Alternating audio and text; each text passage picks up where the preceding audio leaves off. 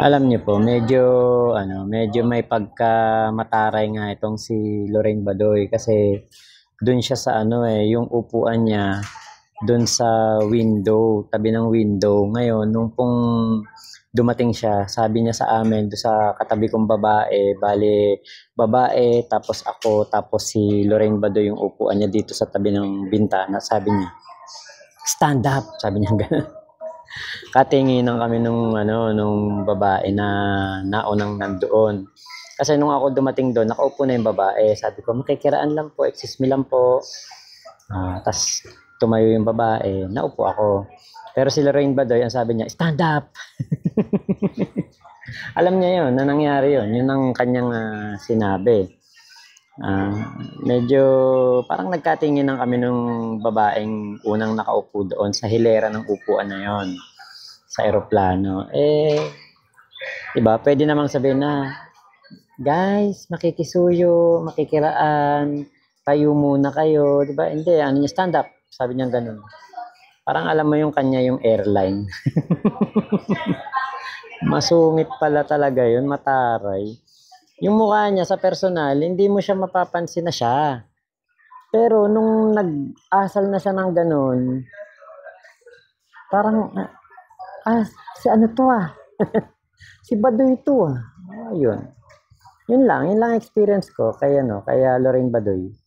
Yo mga tropa pip. So andito na po ako ngayon sa Kowloon Station at galing po ako ng Chimcha Chuy. So bumili po ako ng single journey Kowloon to airport ticket, 105 Hong Kong dollars. At dito ko na rin po sinurrender ang aking Octopus card doon sa kanilang customer service. Ayan, ito lang po, 105 lang kasi kapag mag-taxi medyo hindi natin alam kung gaano kamahal ang aabutin. Kaya po, ito, train, okay pa, di ba? Mas mabilis, 23 minutes lang po, nasa airport na. Yan ang aking bagahe. At ito pong travel time from Kowloon Station to airport ay aabutin lamang po ng 23 minutes. Yan. Uwi na.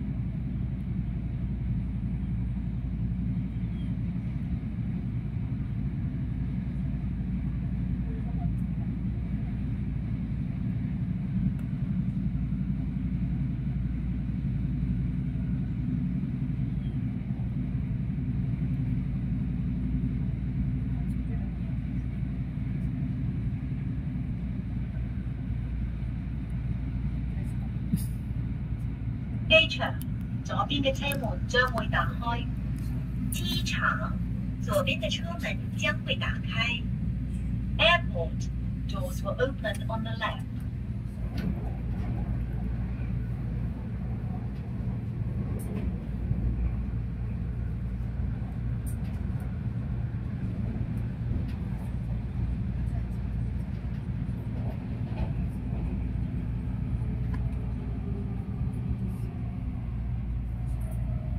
So ayun po, eto na.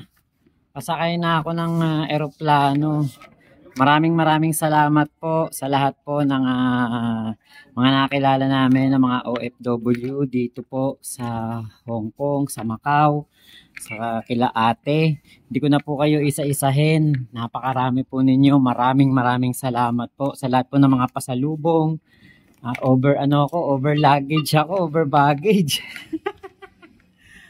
Pero naku po, napakasaya po ng experience namin dahil po sa inyo pong pagiging mapagmahal na mga Pilipino sa inyo pong mga kababayan. Maraming salamat po. Thank you po. Ingat po kayo dyan. See you again, Hong Kong at Macau. Salamat po. Fasten your seatbelt and wrap your arms around your canvas waist. Your life vests are found under the seats or in the middle of your armrest. On water landing, remove sharp objects from your body. Slip vest over your head. Take tape around your waist and push end to buckle. Pull waist tape to tighten. When outside the aircraft, hold on sharply the inflation cords at the lower end. If the life vest fails to inflate, blow into nostrils. Push pin inwards to release air. Do not inflate your life vest inside the aircraft. The lamp will automatically activate when the battery is immersed in water. In the unlikely event that emergency oxygen is required, oxygen mask will drop from above you. Remove your face coverings. Immediately grab the mask and pull firmly towards you. Put over your nose and mouth. Hold the elastic band for a snug fit and breathe normally. Keep mask on until you're advised to remove it. If a child or other passengers near you need assistance, put your mask on first before assisting them. The emergency exits are clearly marked throughout the cabin. Locate the exits nearest you. These exits may be behind you. Pockets. Window shades open and tray tables stowed. This is a non-smoking flight. Smoking, vaping, or the use of electronic cigarettes is not allowed. Once again, welcome to Philippine Airlines.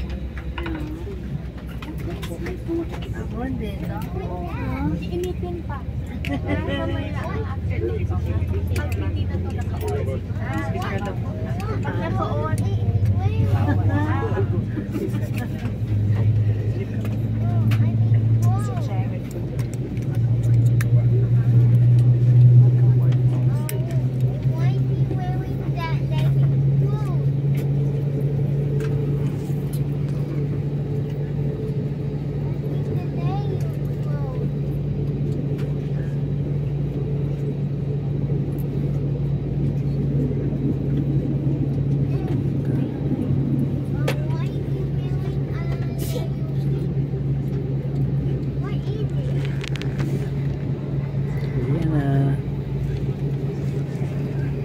What's up mga tropa pips? Andito na ako ngayon sa NAIA.